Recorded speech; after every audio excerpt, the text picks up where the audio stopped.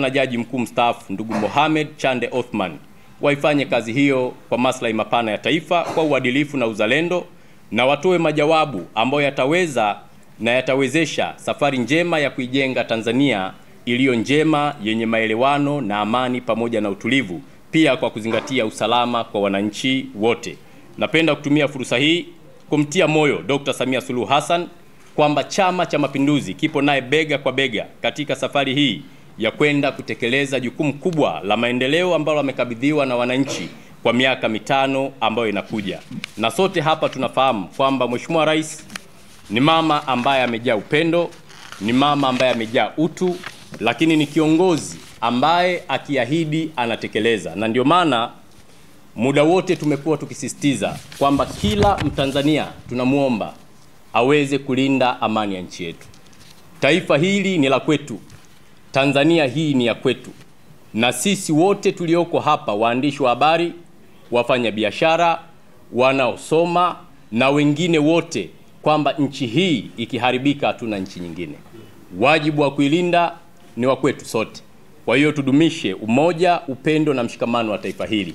Tunatambua wako watu ambao hawana nia njema na taifa hili, na tunawafahamu, na wengine wanaonekana. Wapo wengine ambao wanaendesha operation katika mitandao ya kijamii kwa ajili ya kuchochea vurugu, kuchochea machafuko, na wakiwahimiza vijana na baadhi ya Watanzania kwamba waende kuivunja na kuichoma nchi yao kwa mikono yao.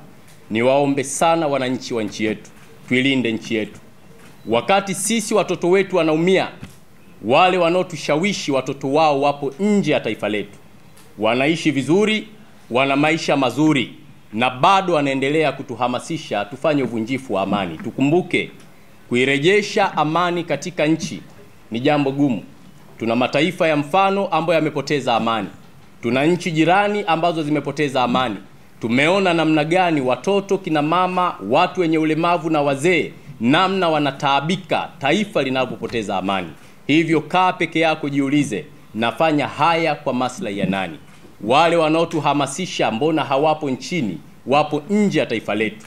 Huko walipo wanalipwa fedha kwa ajili ya kufanya uchochezi. Sisi kama chama ambacho kinasimamia serikali, ni waombe kwa unyenyekevu mkubwa sana wa Tanzania, tulinde amani yetu, tulinde taifa letu, na tuwapuuze na kuwakataa wale wanaochochea vurugu ndani ya Tanzania hii.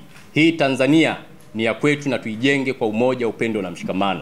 Lakini pia katika kumalizia, ni washukuru sana waandishi wa habari wote kwa namna ambavyo mnahabarisha umma katika matukio mbalimbali, namna ambavyo mnatoa taarifa ambazo zina weledi, na pia tuombe wale wachache ambao wanafanya kutoa taarifa zisizo nzuri sana, ambazo wewe mwenyewe unaona zinaenda kubomoa nchi yako, basi tuangalie namna bora ya kuelimisha Watanzania wetu, ili taifa hili, sisi wa leo na vizazi vinavyokuja, waweze kuikuta nchi yetu ikiwa salama. Lakini jambo la mwisho, ni mshukuru Mwenyezi Mungu na niwashukuru Watanzania wote kwa namna ambavyo utulivu unaendelea kwa sasa ndani ya taifa letu, na huu ndiyo Utanzania. Na kwa kumaliza kabisa, nimesema chama sasa kinakwenda kusimamia serikali kikamilifu. Serikali haitakisimamia chama.